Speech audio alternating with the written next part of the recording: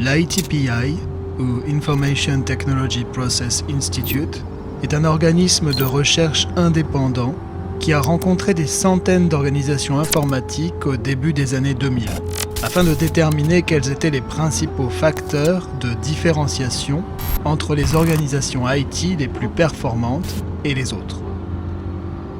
En 2005, ils ont publié une méthodologie pratique, étape par étape, en 4 phases, pour une mise en œuvre réussie du change management. Dans cet épisode, on va se pencher sur la première phase.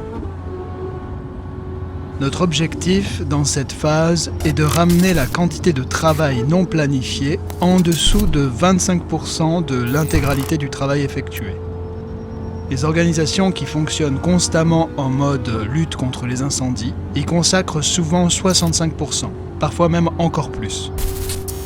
La première phase ressemble au système de triage utilisé par les hôpitaux pour allouer les ressources médicales insuffisantes. Les équipes IT doivent identifier les systèmes les plus critiques, générant le plus de travail non planifié, et agir de manière appropriée pour en reprendre le contrôle. L'objectif principal de cette phase est de stabiliser l'environnement, en permettant de passer de la lutte permanente contre les incidents de prod à un travail plus proactif qui s'attaque aux causes profondes de ces problèmes. Les symptômes auxquels nous nous attaquons dans la phase 1 sont les suivants. Les niveaux SLA ne sont pas atteints et les attentes informelles ne sont pas satisfaites. Les équipes IT génèrent la majorité de leur propre travail en s'auto-infligeant des problèmes liés à des changes mal contrôlés. Lorsque les systèmes sont en panne, 80% du MTTR est passé à essayer de caractériser la panne et à en déterminer les causes. Seulement 20% du temps de traitement de l'incident est réellement consacré à la réparation de l'infrastructure. Lorsque des modifications sont détectées, il n'est pas toujours facile de savoir qui les a faites et pourquoi. Parfois, les effets ne se font ressentir que longtemps après que la modification ait été faite. Des pannes système se produisent pendant des périodes d'activité critiques, provoquant du stress et portant ainsi atteinte à la réputation des équipes IT. L'organisation IT consacre 40% de son temps à des travaux non planifiés et non programmés. De manière générale, il y a un manque de confiance dans l'informatique. Le premier objectif est de stabiliser le patient. On doit réduire la quantité de travail non planifié afin de libérer suffisamment de ressources pour pouvoir créer des processus proactifs. Pour ce faire, on commence là où les dégâts sont les plus importants. Commencez par identifier les systèmes et les processus métiers qui subissent le plus d'incidents. Il s'agit peut-être de serveurs, de firewalls, d'infrastructures ou de services par exemple. Vous obtenez ainsi votre liste des patients les plus fragiles, qui génèrent le plus de travail non planifié.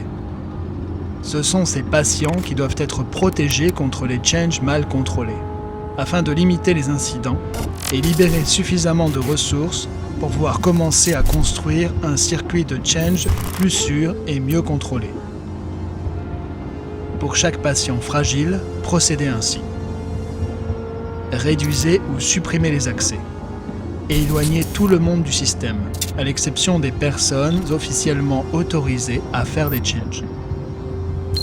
Documentez la nouvelle politique de change. Aucun change ne doit être fait sur ces systèmes sans autorisation préalable. Cette politique est un contrôle préventif et formalise une attente de comportement. Une fois que la politique de change a été établie, informez toutes les parties prenantes du nouveau processus. Assurez-vous que l'ensemble des personnes concernées en prennent connaissance. Définissez des fenêtres de maintenance. Travaillez avec les parties prenantes pour identifier les périodes pendant lesquelles des changes peuvent être faits sur les systèmes de production. L'objectif est de programmer tous les changes dans ces fenêtres de maintenance. Mettez à jour la politique de change en conséquence. Renforcez le process. Assurez-vous que les gens sont au courant du nouveau process et rappelez-le systématiquement. À ce stade, on a spécifié comment et quand les changes peuvent être faits. Dans la vraie vie, se contenter de spécifier la bonne méthode pour faire des changes suffit rarement à obtenir l'adhésion de tous au processus. On a construit une clôture autour des systèmes pour lesquels les changes non contrôlés causaient le plus de carnage. Maintenant, on va électrifier cette clôture. On fait ça afin que tout le monde rende des comptes et soit obligé de respecter les règles. Pour cela, un suivi approprié des changes doit être mis en place, afin de détecter et vérifier que les changes sont bien réalisés dans le respect du processus de change management qu'on a spécifié. Ce qui est inspecté est respecté. Il faut qu'on soit au courant des modifications sur tous les systèmes qu'on gère. Les serveurs, le matériel réseau, les applications, les bases de données, etc. Chaque modification détectée doit soit être rapprochée d'un change autorisé, soit être signalée pour investigation. On peut détecter les modifications non autorisées en utilisant par exemple les MIB SNMP, les logs, les outils de supervision, en faisant des hashes ou des diffs, et en détectant les modifications faites en dehors des plages de maintenance. Les questions les plus critiques auxquelles il nous faut des réponses sont les suivantes. Qui a fait le change?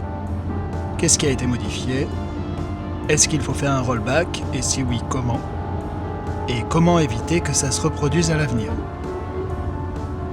Beaucoup d'organisations IT commencent l'investigation formelle en envoyant à toute l'équipe un mail décrivant le change non autorisé et donnent un délai de 4 heures par exemple pour que quelqu'un se signale et explique pourquoi il a contourné le processus de change management. Il est recommandé de contrôler les systèmes au moins une fois par jour. Presque tous ceux qui mettent en œuvre ce contrôle sont effarés de voir la quantité de change effectuée sous le radar. Maintenant qu'on détecte les changes qui contournent le circuit d'autorisation, on peut commencer à gérer par les faits plutôt que par ce qu'on suppose. On ne se repose plus sur des promesses verbales ou des assurances de bonne conduite. Lorsqu'un service plante, qu'un serveur crash ou qu'un incident est remonté au gestionnaire de problèmes, on est en mesure de générer et d'examiner des rapports sur ce qui a réellement été modifié. Quand les parties prenantes commencent à voir à quel point ces problèmes sont souvent dus à des changes foireux, une culture de change management commence à émerger. La clé pour réussir à créer une culture de change management, c'est la responsabilisation.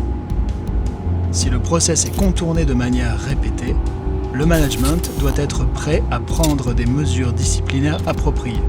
Par exemple des formations supplémentaires, un passage de savon en bonne et due forme, voire éventuellement des mesures RH. Ça n'implique pas forcément de virer les gens. On peut tout simplement les réaffecter à des rôles où ils ne pourront plus modifier la production. Dans cette étape, on va faire de notre processus de change management un catalyseur, afin de garantir que l'organisation IT en voit non seulement les avantages, mais qu'en plus de ça, elle intériorise et pérennise le processus. Le change management est souvent considéré comme une bureaucratie pesante, qui consomme des ressources, du temps, de l'argent et le moral des troupes. Pour éviter ça, on doit rendre le processus de change management utile, en l'intégrant au processus de résolution des incidents. En faisant ça, on va réduire drastiquement le MTTR. Souvenez-vous, 80% des pannes sont causées par des changes, et 80% du MTTR est passé à essayer de trouver ce qui a été modifié. On va éliminer les changes le plus tôt possible dans le cycle de réparation. On identifie les systèmes directement impliqués dans l'interruption de service, et on examine toutes les modifications faites sur ces systèmes au cours des 72 dernières heures. Lors de la création du ticket dans le système de gestion d'incidents, on le pré-remplit avec toutes les modifications détectées, ainsi que tous les changes autorisés effectués au cours des 30 derniers jours. Comme ça, quand les problèmes sont remontés au gestionnaire d'incidents, ces derniers disposent dès le départ de tous les éléments pertinents pour une analyse causale. En étant informés comme ça, les gestionnaires d'incidents sont capables de diagnostiquer les problèmes sans se connecter sur les systèmes dans plus de 50% des cas. Si aucun change n'a été autorisé pour le système en question et qu'aucune modification n'a été détectée, on élargit alors le périmètre d'investigation aux éléments d'infrastructure qui supportent le système en question. Là encore, on fait ça en examinant les enregistrements du change management et les systèmes de monitoring des modifications, et pas en se connectant sur les systèmes eux-mêmes. On gère les incidents en utilisant la causalité et en résolvant les causes profondes, au lieu de se fier uniquement à notre intuition. En intégrant la gestion des problèmes à notre process de change management, le change management devient un catalyseur.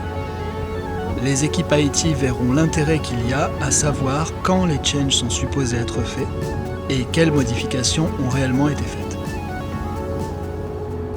Au cours des précédentes étapes, on a commencé à préciser le bon circuit à suivre pour les changes et on a mis en place les mécanismes nécessaires pour garantir que le process soit respecté. Dans cette prochaine étape, on va continuer à développer le processus de change management en créant un CAB, un Change Advisory Board, composé des parties prenantes de chaque équipe IT. Ces parties prenantes sont les personnes qui sont les plus à même de prendre des décisions sur les changes, en raison de leur compréhension des objectifs de l'organisation, ainsi que des risques techniques et opérationnels. Une erreur classique des organisations IT est de croire que les changes urgents peuvent être traités en dehors des réunions du CAB. C'est une erreur. À vrai dire, les changes urgents sont ceux qui ont le plus besoin d'être examinés et qui nécessitent le plus de délibération avant d'être approuvés. Pour ce type de change, créez un processus de change urgent avec un comité CAB capable de se réunir rapidement pour examiner ces demandes. Tous les changes qui créent des risques doivent être évalués et autorisés, en particulier dans les situations d'urgence. Une condition préalable à tout processus efficace de change management est la capacité à avoir un suivi des changes à travers les processus d'autorisation, de mise en œuvre et de vérification. Les principaux objectifs d'un système de suivi des changes sont de documenter et de suivre les changes tout au long de leur cycle de vie et d'automatiser le processus d'autorisation. Chaque demandeur doit rassembler toutes les informations dont le change manager a besoin pour décider si le change peut être approuvé ou non. En général, plus le change proposé est risqué, plus il faut fournir d'informations. Maintenant qu'on a identifié les parties prenantes en créant le CAB, l'étape suivante consiste à créer un meeting récurrent pendant lequel ils pourront prendre des décisions sur les changes demandés. Le CAB autorisera, refusera ou négociera le change avec le demandeur. Les changes autorisés seront programmés, mis en œuvre et enfin vérifiés. L'objectif est de créer un processus qui permette d'avoir un maximum de changes réussis, tout en limitant la paperasse au strict nécessaire. Les CAB doivent se réunir selon un calendrier régulier et publié, dont toutes les parties prenantes ont connaissance. Pour commencer, on fera un CAB par semaine. Lors du CAB, on commencera par noter qui est présent, puis on verra les points suivants. On va se pencher sur tous les changes ratés et les changes non autorisés, car ils sont susceptibles d'avoir des conséquences. On va passer en revue et clôturer les points d'action des minutes du meeting précédent. On va faire un examen post-implémentation des changes pour déterminer s'ils sont réussis ou non. On va faire un suivi du taux de réussite des changes. On va discuter de tout problème qui pourrait résulter d'anciens changes. Si besoin est, on organisera une réunion post-implémentation pour traiter ces problèmes. On va aussi passer en revue tous les changes qui se classent dans la catégorie Business as usual afin d'éviter au CAB de réexaminer un main change plusieurs fois. On va regarder la liste des demandes de change et on va décider dans quel ordre elles seront évaluées. On va examiner les demandes de change par rapport au risque de collision et d'interférence, du fait de la proximité de changes simultanés ou similaires. On va regrouper les changes par catégorie, logiciel, matériel, serveur, etc. On va examiner les dates proposées pour voir s'il y a des collisions ou des activités potentiellement incompatibles. On va chercher toutes les demandes de change qui ne sont pas réellement des tâches, mais plutôt des projets. Les projets, contrairement aux tâches, comportent de multiples étapes qui dépendent les unes des autres. On va vérifier qu'un chef de projet a été désigné pour la planification, la coordination et l'exécution. Si les dépendances du projet n'ont pas été correctement évaluées, on n'hésitera pas à rejeter la demande de change et à demander que de nouvelles demandes soient soumises pour chacune des tâches. On va évaluer et autoriser les demandes de change. On va inscrire chaque change approuvé sur le calendrier prévisionnel des changes. Et on va désigner un responsable de la mise en œuvre du change. On va renvoyer les demandes de change rejetées aux demandeurs concernés pour obtenir des précisions aux commentaires du CAB. La réunion du CAB doit se limiter à l'évaluation et à l'approbation des demandes de change. La fonction du CAB est d'identifier les changes qui sont risqués et pas de proposer des solutions, car ça prend trop de temps. Avec un peu de pratique, une réunion de CAB peut être terminée en 15 minutes. Voici les questions typiques à poser lors de l'évaluation d'un change. Qui sera impacté par ce change? Assurez-vous qu'il y a une représentation appropriée au sein du CAB pour prendre des décisions. Qui va faire le change? Qui a passé le change en revue? Qui pilote le change? Sur quel système le change va-t-il être fait? Quel est le planning du change? Quelle est la priorité du change en fonction du risque et de l'urgence qui lui sont associés? Quels systèmes ou process ont des dépendances vis-à-vis du système sur lequel le change va être fait? Quel processus métier doit être vérifié après avoir effectué le change? Quelle est la justification métier ou technique de ce change? Les changes inutiles sont identifiés et éliminés. Que se passera-t-il si on ne fait pas le change? Quand le change sera-t-il effectué? Et quand sera-t-il terminé? Comment le change sera-t-il mis en œuvre? Comment va-t-on pouvoir vérifier qu'il est réussi? Comment les problèmes seront-ils remontés? Quel a été le succès des changes similaires par le passé? Quel est le plan de retour arrière si le change devait échouer pour une raison quelconque?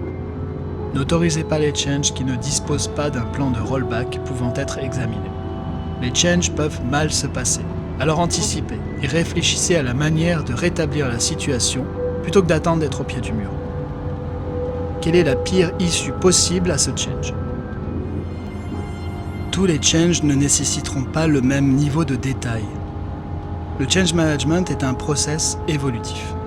Il ne faut pas se décourager lorsqu'on commence à élaborer un processus de change management. Les solutions peuvent nécessiter de changer les intervenants, les processus et les outils.